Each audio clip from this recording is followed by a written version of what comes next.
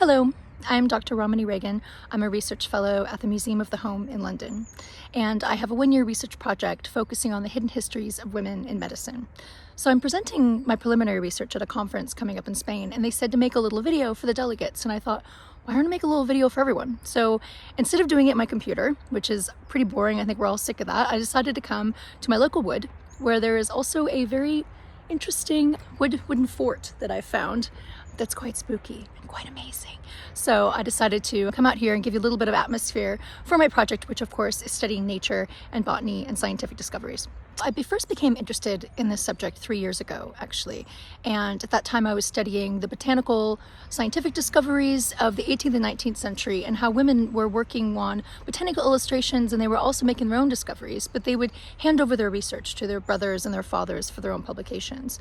Also, many famous botanical texts, especially from the 19th century, had botanical, very well articulated illustrations that were made by women, and they never received any credit. When I discovered this, I was quite a bit shocked by that, and I actually wrote a ridiculously long blog post about it, which is called Breaking into the Boys Club of Botany, and I'll link to that in the description of the video. So the fact that these women didn't get any credit, it made me realize there's probably more to this story. Who else isn't getting credit? And when you start digging into this, of course, it didn't start in the 18th century. I went back to the early modern era and then going further back into the medieval era. So this starts with cunning women who were the local herbal healers of their villages, going up through midwifery and how women were pushed out of being local practitioners. And this started out as maybe being afraid of being accused of being a witch, then moving up to the professionalization of these careers. Increasingly, women were being elbowed out because you needed a university degree to practice medicine, which on the surface of it sounds like a great plan, of course, but women were allowed to attend university. So what's even more sort of interesting or gross is that these waves of oppression and freedoms were going on in cycles. They felt this long train of women suddenly getting more and more independence. For example, a woman in 12th century Italy had more scholastic freedoms than a woman in 19th century England.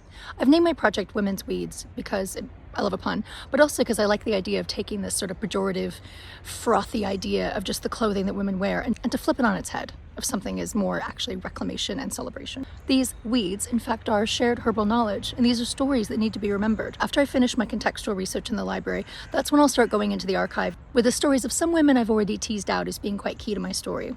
After that, I will then be going into the community to ask people to share their stories of their grandmothers, great-grandmothers, and any histories they have of the women in their lives that were herbal healers for their community.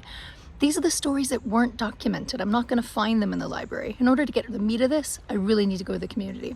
Women's Weeds is a one-year research project funded by Arts Council England, and it's going to culminate in a series of exhibitions, installations, activities, workshops, and various community partnerships, which will be unveiled in the Museum of the Home next summer in 2023. But if you can't wait that long for the unveiling, please do follow my research journey. I'm documenting it in my online research journal under the Women's Weeds tab on my blog, blackthornandstone.com.